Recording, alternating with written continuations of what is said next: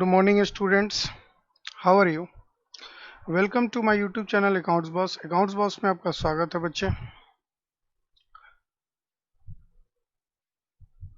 कैसे हैं मेरे भाई? पढ़ाई कैसे चल रही है आपकी? चलिए, हम लोग जैसे कि चैप्टर 3 पढ़ रहे थे, थ्योरी बेस ऑफ अकाउंटिंग, और इस चैप्टर 3 का आज हम न्यू लेक्चर आए हैं लेकर लेक्चर नंबर 9। और बच्चे, हम आपके साथ आज अकाउंटिंग प्रिंसिपल डिस्कस करने वाले हैं, जिसका नाम है मैचिंग कॉन्सेप्ट और मैचिंग प्रिंसिपल। ठीक है, मैचिंग कॉन्सेप्ट यानी मैचिंग प्रिंसिपल। जरा ध्यान देने की जरूरत है, ये कॉन्सेप्ट आखिर क्या कहता है। ठीक है बच्चा, शुरू करें। आइए, हमने एक प्रिंसिपल पढ़ा था बच्चे, याद कीजिए जरा, अकाउंटिंग पीरियड प्रिंसिपल। याद है आपको? अकाउंटिंग पीरियड प्रिंसिपल क्या कहता था?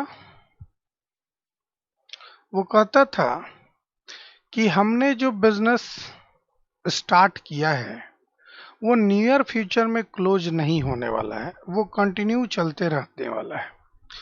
और हर बिजनेस चलाना है तो हम उस बिजनेस चलाने का मकसद होता है, बिजनेस करने का मकसद होता है प्रॉफिट कमाना, और हर कोई प्रॉफिट जानना चाहता है।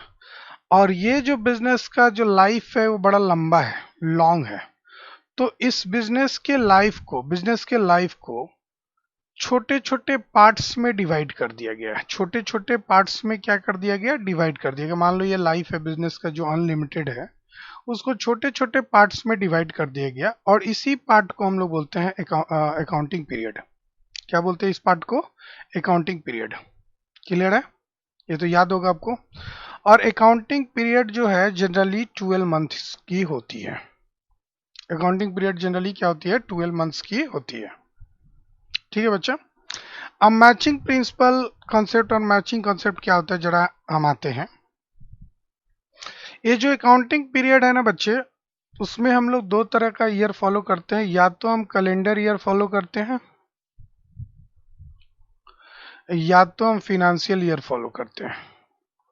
ठीक है, सोल प्रोप्राइटरशिप को जरा छूट है, कंपनियां को तो छूट नहीं है, सोल प्रोप्राइटरशिप के साथ जरा छूट है। कैलेंडर ईयर बच्चे होता है 1 जनवरी से 31 दिसंबर का, जो आप ठाकुर प्रसाद का कैलेंडर वगैरह देख रहे होंगे। और जो फिनेंशियल ईयर होता है बच्चे 1 अप्रैल से लेके 31 मार्च का होता है। ठीक है, अगर हम 2020 का लाएं तो ये 2020 हो जाएगा, तो ये भी 2020 ही होगा। जबकि 1 अप्रैल अगर 2020 हम लेते हैं तो ये चला जाएगा 21 में। ठीक है, अब मैचिंग प्रिंसिपल क्या होता है? चूंकि हम लोग जानते हैं कि हर बिजनेस का हमें प्रॉफिट की जरूरत होती है पीरियडिकली। हर बिजनेस का ये एक इम्पॉर्टेंट ऑब्जेक्टिव होती है। इम्पॉर्टेंट ऑब्जेक्टिव होती है। क्या इम्पोर्टेंट ऑब्जेक्टिव है बिजनेस का? क्या इम्पोर्टेंट ऑब्जेक्टिव है? टू डिटरमाइन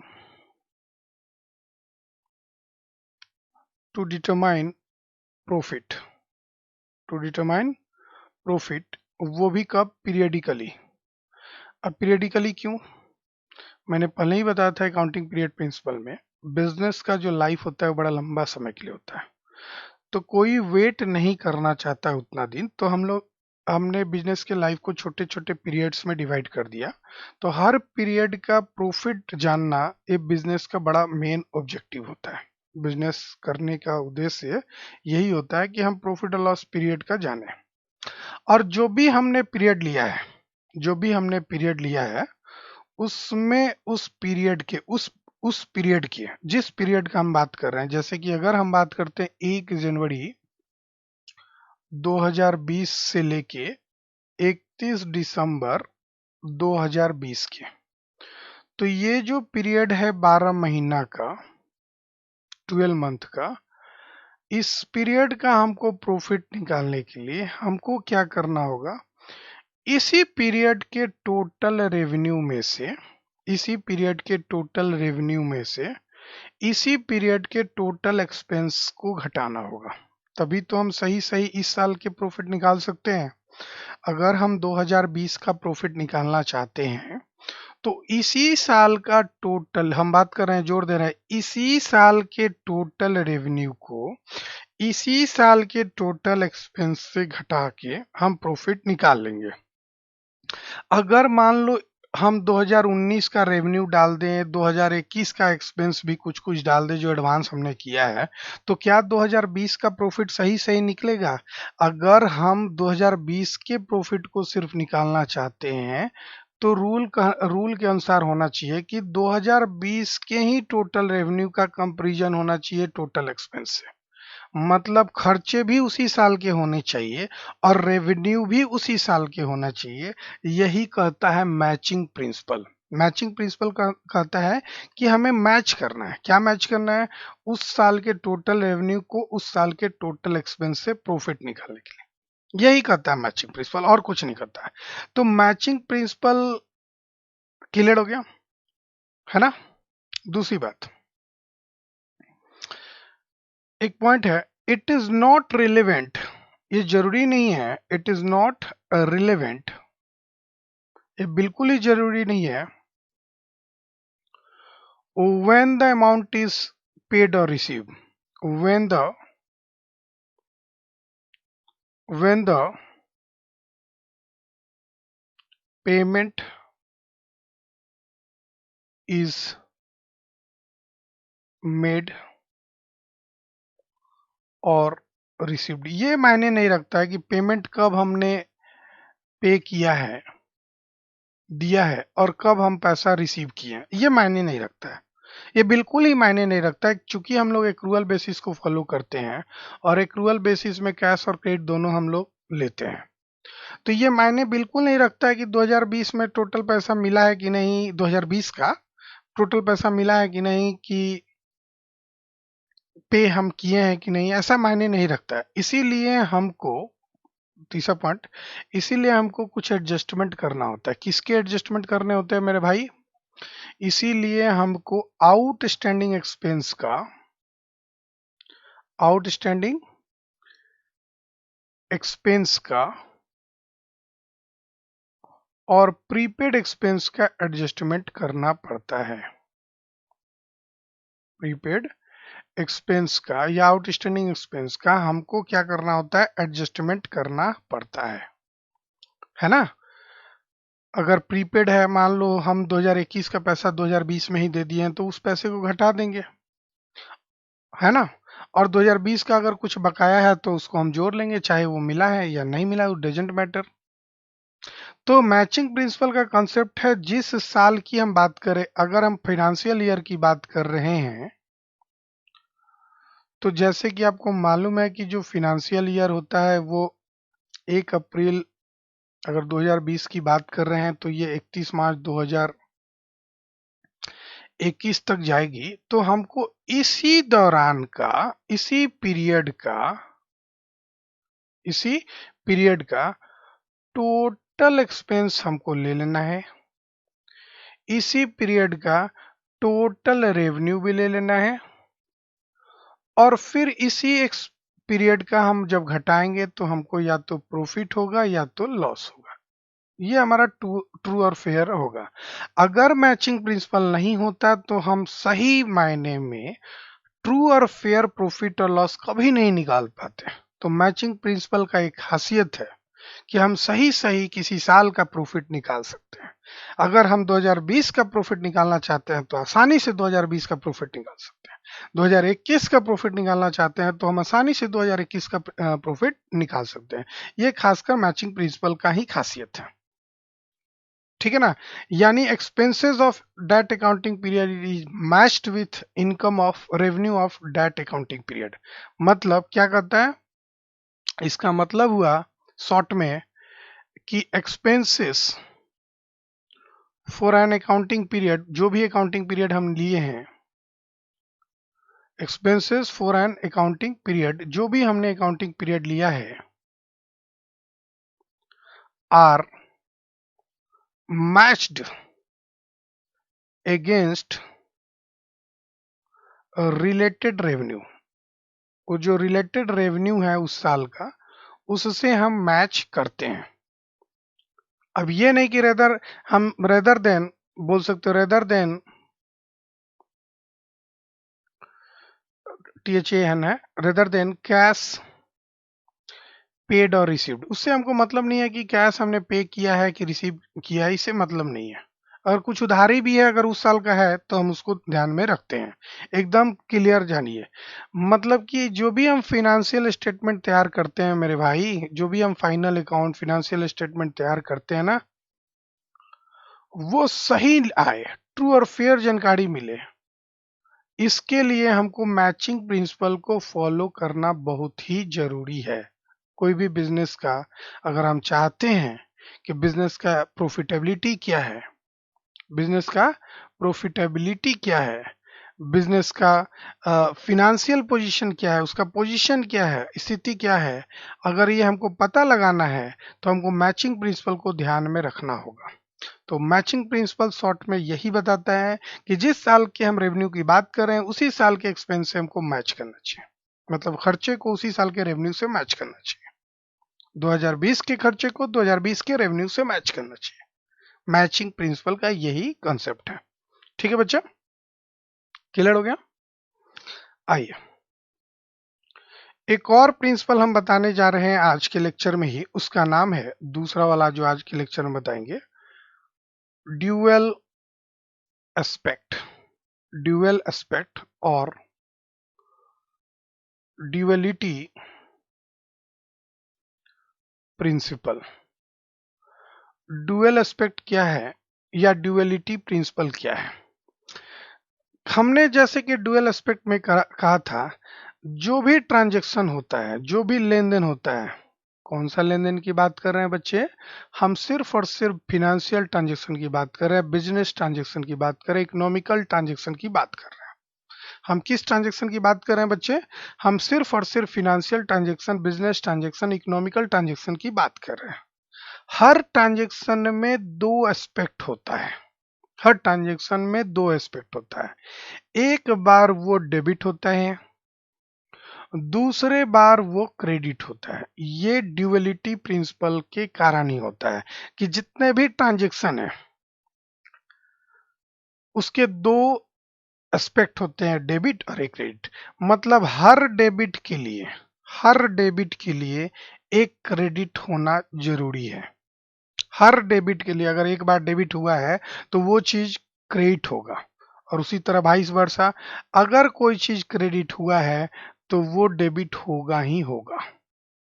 ये हम नहीं बोल रहे हैं, ये ड्यूअलिटी प्रिंसिपल बोल रहा है। तो ड्यूअलिटी प्रिंसिपल बोलता है हर बिजनेस ट्रांजैक्शन का दो एस्पेक्ट होता है, एक डेबिट होता है, क्रेडिट होता है। मतलब हर डेबिट के लिए एक क्रेडिट होता है, हर क्रेडिट के लिए एक डेबिट होता है। ठीक है बच्चे। दूसरी बात, दूसरी बात, फॉर एग्जाम्पल, एक बात करें कि Rajesh started a business with cash,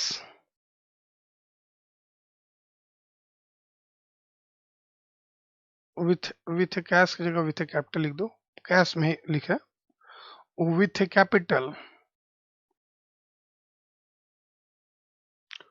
of ₹10 lakh in cash. Rajesh एक बिजनेस स्टार्ट करता है, राजेश एक प्रोप्राइटर है मेरे भाई। वो एक बिजनेस स्टार्ट करता है जिसमें वो पूंजी लगाता है 10 लाख का, और वो पूंजी कैश के रूप में लगाता है। ठीक है। तो आप देख रहे होंगे कि ये जो बिजनेस है उसमें दो घटना घटती है। क्या घटनी घटती है? एक तो बिजनेस का एसेट्स बढ़ जाता है। कैसे? अब बिजनेस में कैश आता है तो कैश आपको मालूम है कि एसेट होता है, और साथ ही साथ एक और घटना घटती है कि बिजनेस में कैपिटल आता है, और ये जो कैपिटल होता है हम ऑलरेडी पढ़े हैं कि ये इंटरनल लायबिलिटी होता है। ऑलरेडी हमने बेसिक अकाउंटिंग टर्म में पढ़ा था, ये जो कैपिटल होता है वो इंटरनल लायबिलिटी होता है। तो आपने देखा कि दो घटना घटी, और इस दो घटना में एक डेबिट होता है, ये डेबिट का शॉर्टकट हम लिख दिए तो ऐसे हम डेबिट लिख देते हैं, और एक क्रेडिट होता है। और वैसे हम लिख दिया हूं कि कैश डेबिट होता है और कैपिटल क्रेडिट होता है, लेकिन इसके लिए रूल है कि कौन सा डेबिट होता है कौन सा क्रेडिट होता है, ये रूल हमें अभी नहीं पढ़ना है। वैसे अभी याद कर लो कि ये डेबिट होता है ये क्रेडिट होता है, अभी एक ठो रट लो, लेकिन हम रूल बताएंगे क्यों डेबिट होता है क्यों क्रेडिट होता है। तो यहाँ पे आपने देखा कि जो राजेश है वो बिजनेस स्टार्ट करता है तो दो घटना घटती है, एक तो बिजनेस में पैसा आता है, दूसरा एक लायबिलिटी भी बिजनेस के ऊपर आ जाता है। इसीलिए हम लोग बोलते हैं कि कैपिटल, जिसको हम लोग दूसरे नाम से जानते हैं इक्विटी, कैपिटल को दूसरे नाम से जानते हैं इक्विटीज, मतलब इक्विटी का प्लूरल है ये, इक्वल टू कैश, जो कि हमारा एसेट है। देख रहे हैं? अब बिजनेस में 1 लाख आया तो 1 लाख का पूंजी तैयार हुआ। तो घटना, बिजनेस में 1 लाख रुपया लेके राजेश आया तो 1 लाख कैश आया बिजनेस में, और 1 लाख कैश किस रूप में आया? पूंजी के रूप में आया। तो कैपिटल भी बढ़ा कैश भी बढ़ा, दोनों बराबर हो गया। कितने कितने? 1 1 लाख, दोनों 1 1 लाख हो गए। तो यहीं से डुअल एस्पेक्ट का बना कि asset equal to liabilities, asset equal to liabilities. और लायबिलिटीज में दो लायबिलिटी होता है बाबू, एक होता है इंटरनल लायबिलिटी और एक होता है एक्सटर्नल लायबिलिटी। और यही ड्यूअल एस्पेक्ट के कारण ये फॉर्मूला आया हमारे पास, एसेट इक्वल टू लायबिलिटी, मतलब asset equal to internal liability को हम लोग कैपिटल बोलते हैं, तो इसीलिए asset equal to capital plus external liability, मतलब आउटसाइडर लायबिलिटी। ये हमारा फॉर्मूला इसी के कारण आया। ठीक है ना? ड्यूअल एस्पेक्ट प्रिंसिपल के कारण, मतलब ड्यूअल एस्पेक्ट प्रिंसिपल बोलता है, ड्यूअलिटी प्रिंसिपल बोलता है हर ट्रांजैक्शन का दो पहलू होता है, एक डेबिट होता है एक क्रेडिट होता है। अगर कोई डेबिट हुआ है तो उसके लिए क्रेडिट होगा, अगर वो क्रेडिट हुआ है तो एक बार डेबिट होगा, है ना? तो कैपिटल हम लोग बोलते हैं बच्चे, जाहिर सी बात है, इसको हम ऑनर्स फंड भी बोलते हैं, मालिक का पैसा। इसको हम लोग इक्विटी के भी नाम से जानते हैं, ऑनर्स इक्विटी के भी नाम से जानते हैं। अगर हम बात करें तो ऑनर्स इक्विटी के भी नाम से जानते हैं। तो ये हुआ फॉर्मूला, ये हमारा अकाउंटिंग इक्वेशन है। ये हमारा क्या है मेरे भाई? अकाउंटिंग इक्वेशन है। और ये अकाउंटिंग इक्वेशन कहाँ से आया? ड्यूअलिटी प्रिंसिपल के कारण ही हुआ। तो ये एकदम फंडामेंटल है इक्वेशन, ये हमेशा सेम रहेगा अकाउंटिंग इक्वेशन, कि मतलब हर डेबिट के लिए एक क्रेडिट होता है और हर क्रेडिट के लिए एक डेबिट होता है। ये शॉर्टकट है डेबिट और क्रेडिट का, जरा याद कर लीजिएगा। CR शॉर्टकट हो गया और DR डेबिट का शॉर्टकट हो गया। ठीक है ना? इसी बेसिस पे हम लोग double entry system of book keeping follow करते हैं, इसी कॉन्सेप्ट के बेस पे, इसी कॉन्सेप्ट के बेसिस पर, इसी कॉन्सेप्ट ड्यूअलिटी प्रिंसिपल के कारण, इसी ड्यूअलिटी प्रिंसिपल के कारण, ठीक है, डबल एंट्री सिस्टम बना। Double entry system, double entry system जानते हैं ना? हर ट्रांजेक्शन में दो एस्पेक्ट होता है, एक डेबिट होता है क्रेडिट होता है। तो entire system of double entry book system is based on this concept. मतलब जितने भी डबल एंट्री सिस्टम का कॉन्सेप्ट है, डबल एंट्री सिस्टम का जो कॉन्सेप्ट है वो किस पे बेस्ड है? तो ड्यूअलिटी प्रिंसिपल पे बेस्ड है। ड्यूअलिटी प्रिंसिपल है तो डबल एंट्री सिस्टम है, अगर नहीं होता तो डबल एंट्री सिस्टम नहीं बनता शायद। तो ड्यूअलिटी प्रिंसिपल एकदम कहता है, सिंपल सी बात कहता है, हर डेबिट के लिए एक क्रेडिट होगा। अगर कोई ट्रांजैक्शन में कोई पहलू डेबिट होता है तो दूसरा पहलू अवश्य क्रेडिट होगा। हो सकता है कि दो मिला के, मतलब एक डेबिट इक्वल टू दो क्रेडिट हो सकता है, ये कोई दिक्कत नहीं, या दो डेबिट इक्वल टू एक क्रेडिट हो सकता है, या तीन हो सकता है, इससे मतलब नहीं है। लेकिन डेबिट इक्वल टू क्रेडिट होगा। भले ही डेबिट में एक ट्रांजेक्शन हो, क्रेडिट में दो ट्रांजेक्शन, उससे मतलब नहीं है, लेकिन डेबिट और क्रेडिट दोनों बराबर होगा किसी एक ट्रांजेक्शन में। एक ट्रांजेक्शन में दो तीन बात भी हो सकती है, दो बात हो सकती है, तीन बात हो सकती है, चार बात हो सकती है। तो उसके अनुसार हमको देखना है कि हर डेबिट के बदले में क्रेडिट होगा। ठीक है, तो ये ड्यूअलिटी प्रिंसिपल का ही कॉन्सेप्ट है। आगे के कॉन्सेप्ट में हम आपको बताएंगे रेवेन्यू रिकॉग्निशन कॉन्सेप्ट। ठीक है, आज के लेक्चर में इतना ही। Thank you. तो प्लीज़ अगर आप समझ गए हैं तो कमेंट करें, लाइक करें, शेयर करें, सब्सक्राइब करें, अपने दोस्तों को बताएं, और प्लीज़ बेल आइकन दबाएं।